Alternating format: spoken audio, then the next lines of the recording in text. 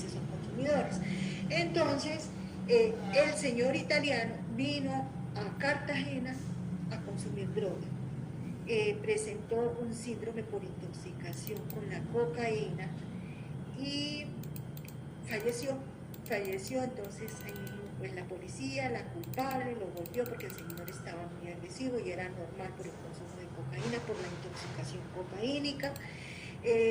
Tomaron muestras, pero en ese momento Bogotá tenía un cromatógrafo de gases para alcoholemia y teníamos ya un cromatógrafo de gases para el análisis de cocaína. Entonces, ¿qué sucedió? En Barranquilla todavía trabajábamos con capa fina, que su sensibilidad comparada con el cromatógrafo de gases pues es bastante marcada.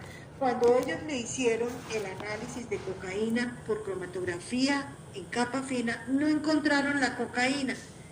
Y cuando nosotros la hicimos por cromatografía de gases, la encontramos. La prensa nos volvió pedazos.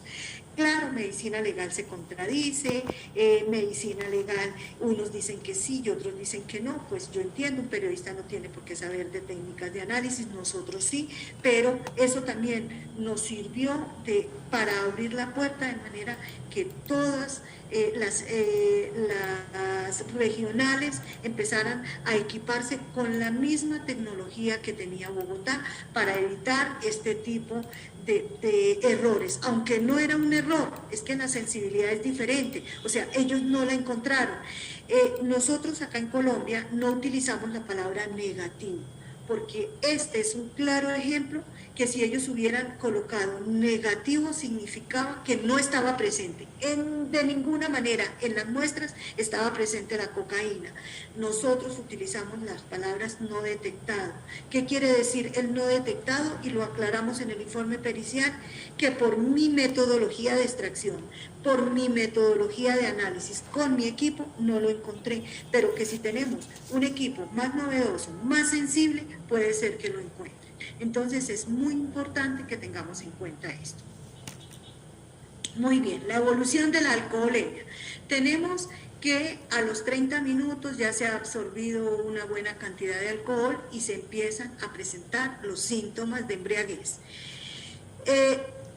Es claro que cuando ya llegamos a un punto de absorción van a presentarse los dos procesos. ¿Cuáles? Pues se va absorbiendo lo que está en el estómago y se va empezando en el proceso de eliminación.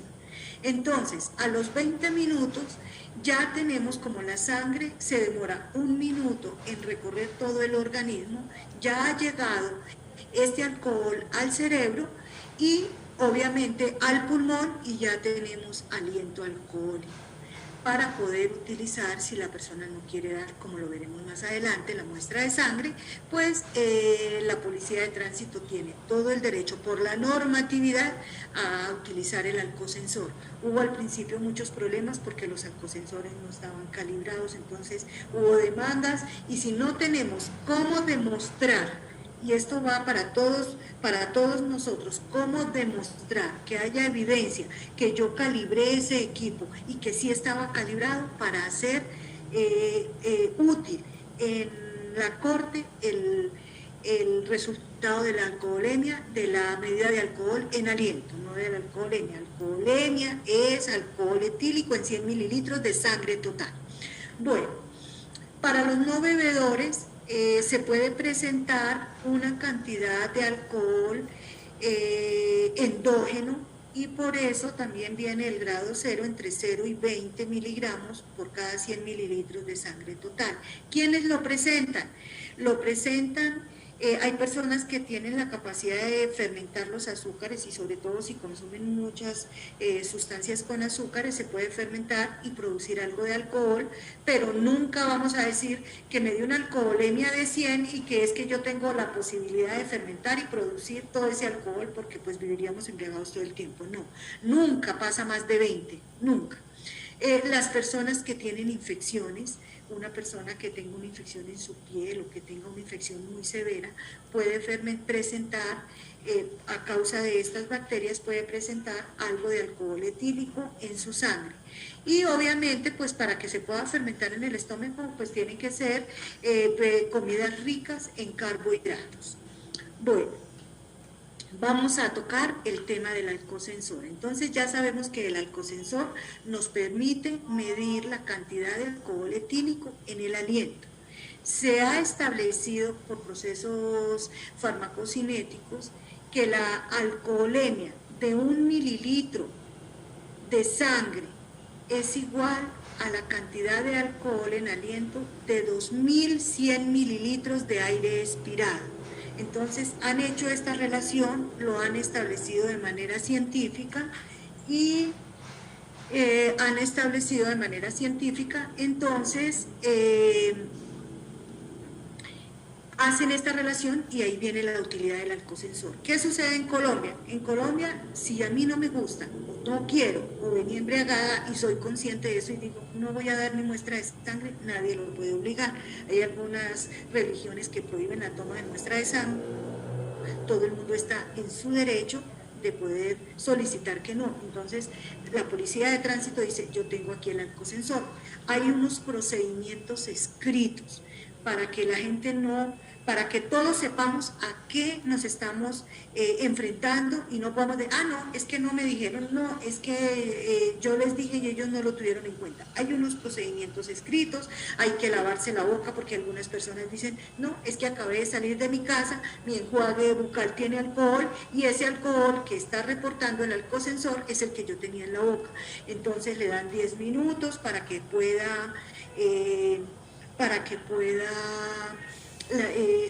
eliminar ese alcohol de la boca y tomarse la muestra. Si la persona se sigue negando al alcosensor, que no es invasivo porque es soplar a través de un tubo, no está invadiendo mi cuerpo para nada, entonces es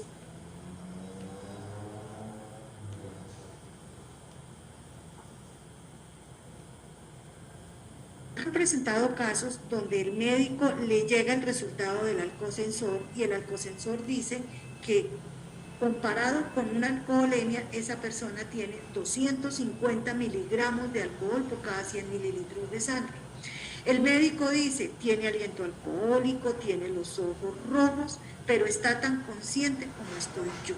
Entonces, cuando yo les digo que debemos tener una mente criminal, no es que yo desconfíe del otro, yo le digo al señor, hágame un favor, tome este frasco de orina, regáleme una muestra de orina que tampoco es invasiva porque el frasco simplemente es orinar en el frasco. El médico tiene que estar presente porque ya se presentó donde la gente tomaba la muestra de orina del agua del sanitario, donde cuando iban al examen ya llevaban muestra de otra persona y la llevaban debajo del brazo para mantenerse calientica esa orina y lo que hacían era trasvasarla. Otros, se llevaban miles de cosas para tratar de anular la muestra de orina. Entonces el médico tiene que por la cadena de custodia ratificar que esa orina de ese frasco es de esa persona. ¿Qué sucedía en este caso? La persona con 250 miligramos de alcohol en el alcosensor no se dejaba tomar la muestra de sangre, pero accedió a entregar la muestra de orina y encontramos cocaína. El alcohol etílico es un depresor, la cocaína es un estimulante. Hay un dicho popular aquí en mi país que dice que el que peca y reza empata. Un estimulante y un depresor, pero ambas son sustancias prohibidas y mucho menos deben ser utilizadas para manejar. Entonces, con el solo alcohol etílico ya la persona tiene una sanción, pero el médico tiene que encontrar una explicación, porque si llegamos hasta el estrado judicial y no puedo explicar el por qué él estaba tan cuerdo como yo, si no he bebido y él sí tiene una alcoholemia de 250, ¿por qué no presenta los signos y síntomas de un tercer grado según la resolución? Entonces es importante que tengamos abierto nuestra mente a este tipo de cosas. A eso me refiero cuando les digo que debemos tener una mente criminal. No estoy juzgándolo, los peritos no juzgamos, los peritos no damos ese tipo de opiniones. Nosotros decimos lo que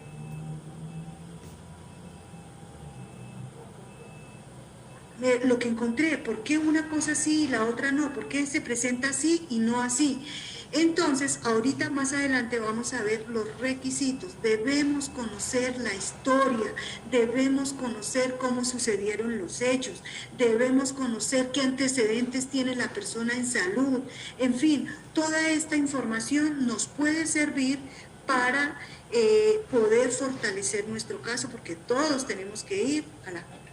¿Cómo es el metabolismo del alcohol? Es un poquito más complicado, lo coloco de una manera sencilla porque pues el tiempo apremia. Entonces, el etanol por las diferentes enzimas pasa a acetaldehído, a ácido acético y luego a CO2. Todo este proceso se produce porque se involucra en el ciclo de Krebs. Bueno,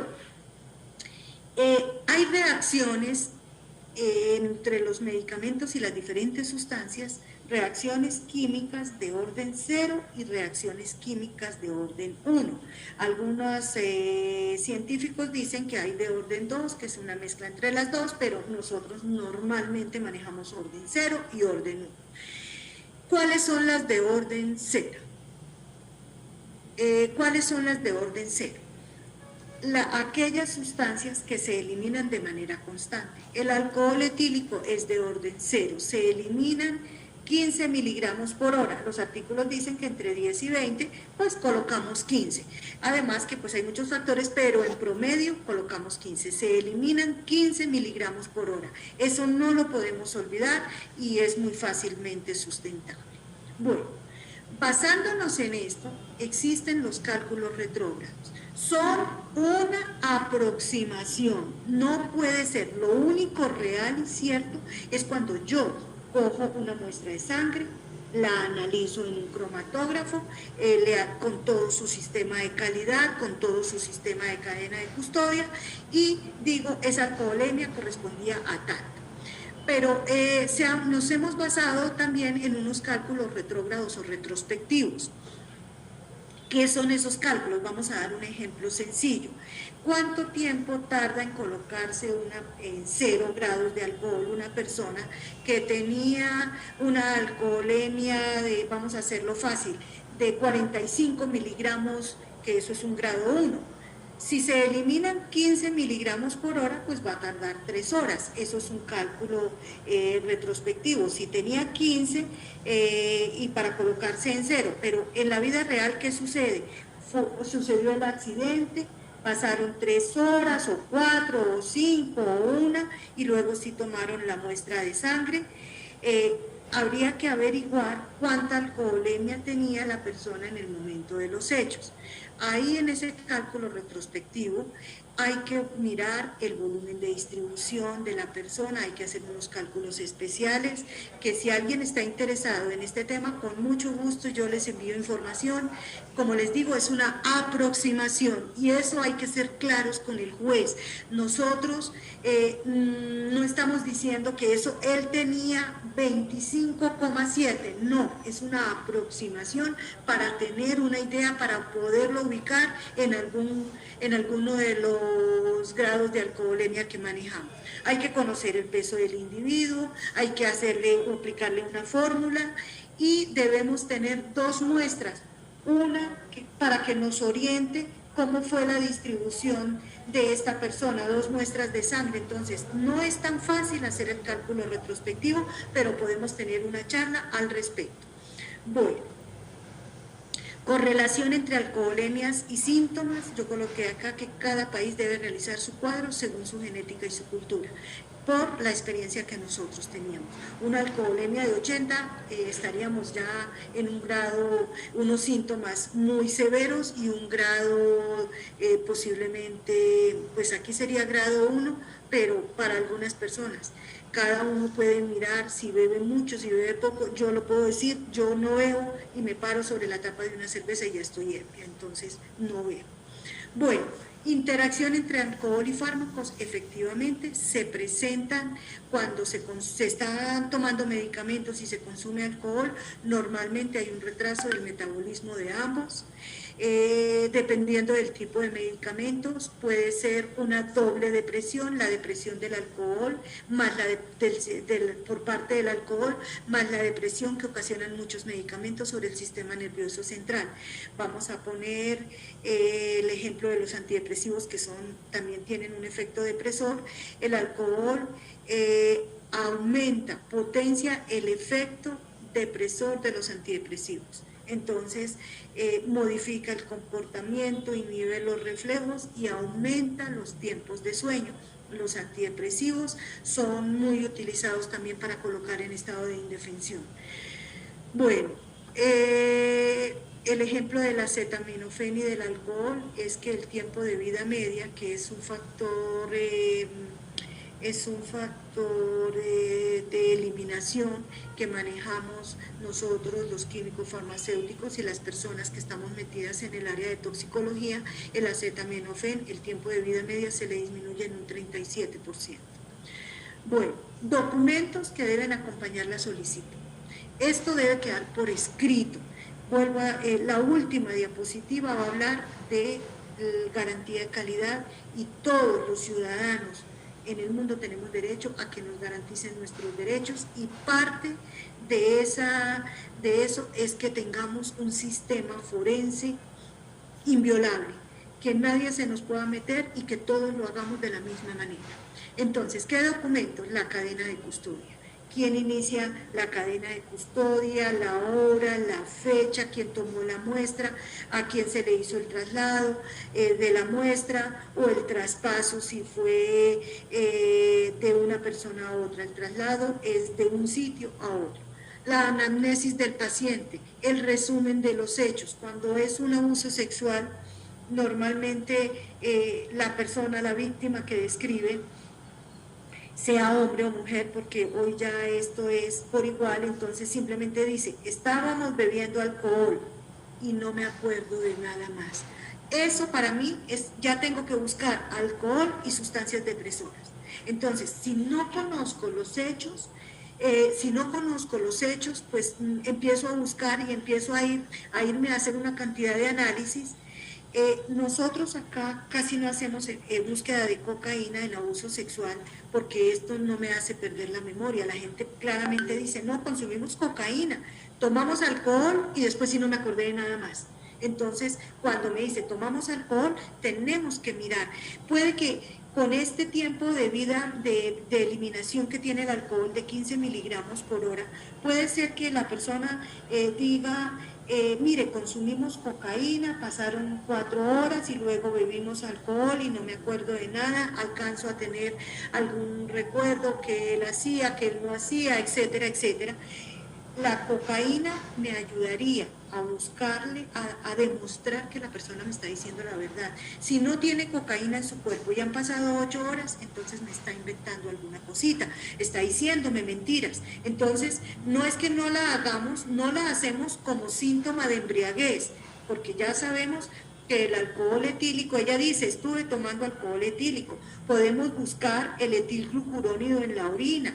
O sea, hay muchas formas de reforzar lo que la víctima está diciendo, y también buscar de manera que podamos fortalecer su expresión cuando va a juicio. Pero si yo no conozco los hechos, pues voy a empezar a buscar una cantidad de cosas que de pronto no están. Debe venir una solicitud clara. ¿Qué es lo que necesita? A veces nos colocaban cualquier sustancia que sea posible investigar. Por Dios, cualquier sustancia, eso nos abría un campo, y era una embriaguez, fue un accidente de tránsito. No, tenemos que empezar a educarnos y a educar a la gente de manera que puedan colocar con claridad. ¿Qué pido? Alcoholemia. ¿Qué pido? Cocaína, porque les encontramos cocaína. ¿Qué pido? Que tenga que ver con el caso. Entonces, es muy importante la solicitud. También tenemos que tener en cuenta la rotulación de la muestra. debe venir rotulada porque todo esto va a la corte. Quién tomó la muestra, cómo se llama el paciente, a qué horas le tomó la muestra, cuál es el número de radicado que se le dio, toda la información que para el laboratorio forense sea útil hay que colocar. Muy bien, la tolerancia. ¿Qué es la tolerancia? Se define como el efecto que resulta del uso crónico de la droga en donde hay que ir incrementando la dosis para lograr el efecto deseado. Esto se aplica a muchas sustancias, a la cocaína, a los opiáceos, a la heroína, a muchos medicamentos. Para el caso del alcohol, aquí colocamos una nota. Así, los alcohólicos crónicos, ojo, crónicos, o sea que beben con frecuencia, tienen mayor actividad en los sistemas oxidantes, ya que el alcohol actúa como inductor enzimático. En resumen, el alcohol hace que su hígado trabaje más, que metabolice más rápido el alcohol y que por lo tanto le permita tomar más. Entonces, cuando hablamos de cálculos retrógrados, esto hay que tenerlo en cuenta. Tenemos que conocer, por eso les digo que no es el 100% exacto, nos da una idea, apenas una idea del cálculo retrógrado. Muy bien, métodos para la determinación de alcoholemia. El más utilizado es en la cromatografía de gases con detector de ionización de llama, que se llama FIV, pero la mayoría, y me incluyo ahí, teníamos con una sola columna, entonces nos daba un tiempo de retención, como lo vamos a ver ahorita en un cromatograma, que ya vamos a terminar, nos daba un tiempo de retención de 3 algo, 3,5, pero no tengo cómo confirmar que eso sí era alcohol etílico. Entonces, todos los análisis que hagamos deben ser confirmatorios por cromatografía de gases o cromatografía líquida. Entonces, sé que se utiliza también, y nosotros lo tuvimos, la valoración de alcohol etílico por ultravioleta. Pero por ultravioleta, ¿qué mide una coloración? O sea que no trabaja en el área del ultravioleta, sino en el área del color. Entonces, si otra sustancia que tiene un color parecido me está contaminando mi muestra, voy a dar un valor equivocado. Las únicas técnicas confirmatorias son la cromatografía de gases y la cromatografía líquida. En este caso, como no tengo cómo confirmar, puedo convocar un sistema dual de columnas. O sea, 2 columnas, se inyecta la muestra y llega a un punto donde una parte va para una columna y la otra va para otra columna. Una columna polar y una columna no polar. Los tiempos de retención van a ser diferentes, lo validamos y vamos a obtener un resultado confirmado. Acá tenemos un cromatograma, tenemos el metanol, que es el primero en nuestro sistema que sale, luego sale el acetaldehído. Todo esto es metabolismo, menos el N-propanol, que es el estándar interno. Entonces sale metanol, acetaldehído, está el etanol, mire, yo les estaba mintiendo, es 1,7, es que hace tiempos que no estoy en la alcoholemia porque vamos rotando. Acetona, isopropanol, todo esto es metabolismo de las bebidas alcohólicas. El que causa mayores problemas, el dolor, causa intoxicaciones y tiene un nivel de toxicidad alto es el acetaldehído, pero no hay forma de quitarlo porque es propio del metabolismo del etanol. Y el isopropanol, que es el último en salir, que es el estándar interno, que lo adicionamos. Nosotros colocamos 200 microlitros de sangre, le adicionamos el estándar interno que son 200 microlitros, lo sometemos en el G-Space a una temperatura de 60 grados más o menos, se deja 8 minutos, que eso me garantiza que el espacio vacío en el vial se ha saturado, hay un equilibrio entre la sangre que está en el fondo y ese espacio vacío, y de ahí el G-Space toma la muestra y la inyecta. Si tienen un cromatógrafo de gases con espectrometría de masas, sería suficiente para entregar la confirmación. Muy bien, la recolección de las muestras de sangre se deben recolectar en tubos que tengan fluoruro de sodio y oxalato de potasio. Y el área donde se va a pinchar en el brazo para tomar la muestra de sangre, pues no se debe limpiar con alcohol, sino con agua destilada o con peróxido de hidrógeno, en fin, con otra cosa que no sea alcohol. El fluoruro de sodio es un preservante y evita que las bacterias crezcan. Si yo no preservo las muestras de sangre con estas sustancias, las bacterias normales que estaban en el tubo, que estaban en el ambiente o que van creciendo, porque también pueden estar como esporas, van a crecer y van a coger los azúcares de la sangre y los van a transformar en alcohol y esa muestra no sería válida para sustentarla en un estrado judicial. Tiene que tener cadena de frío, cadena de custodia y preservante. El oxalato es para evitar que se coagule. Cuando se coagula, estos coágulos, en primer lugar, dificultan la toma de la muestra. En segundo lugar, concentran el alcohol. Entonces, una muestra coagulada no se debe reportar, no se le debe hacer alcoholemia porque su resultado no es confiable. Muy bien. Las validaciones obligatorias. Hay que validar la metodología de los análisis. Para todos los análisis hay que hacer validación. Límite de detección, límite de cuantificación, linealidad, robustez, repetibilidad, en fin, todo lo que conlleva una validación. Y tenemos también que validar la estabilidad del alcohol etílico en las muestras de sangre. ¿Qué significa esto? Yo puedo montar unas muestras de sangre bien preservadas o tomarlas de algunos pacientes que se permitan y que se haga el estudio y la autorización y todo lo que conlleva esto. Se leen la primera vez, se guardan un mes, se vuelven a leer y cada mes se van guardando para ver al cabo de un año o año y medio si vale la pena que yo haya tenido esas muestras guardadas y el alcohol etílico no ha variado o su variación ha sido mínima, porque cada vez que yo lo destape va a salir un poquito de alcohol, entonces su variación debe ser mínima. Esa es la estabilidad y todas las muestras forenses deben guardarse, orinas, de contenidos gástricos, todo, y si es de morgue, pues con todas las muestras que uno pueda guardar. El sistema de calidad. El sistema de calidad es la norma ISO 17025-2017, fue la última modificación.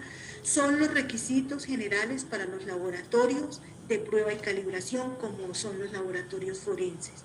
Ellos nos permiten garantizar desde la persona que lava el material hasta el director del laboratorio y el director de la institución, si lo podemos llamar, todos entran a formar parte en esta norma del sistema de calidad. Si planeación no lo compró o me compró por ahorrarnos 3 pesos, lo que no era, entonces la norma va a sacar una no conformidad y hay que comprar lo que se necesita. Si fue uno de los peritos que no cumplió el procedimiento como está escrito y no dejó el registro, recordemos que todo esto es registro. Yo tengo que registrar mi firma para saber que es la mía, para evitar las alteraciones de los informes periciales, tengo que registrar el montaje en el equipo, que alguien confronte que lo monté así, que la curva de calibración alguien fue y la verificó que sí es así, de manera que si la defensa o si el perito está con la defensa, que la fiscalía pueda pedir y yo tenga un sistema de calidad robusto y que demuestre que mis análisis están muy bien hechos. Bueno, les agradezco a todos por su atención, espero que les pueda servir. Aquí aparece mi correo, cualquier pregunta, y si no, por medio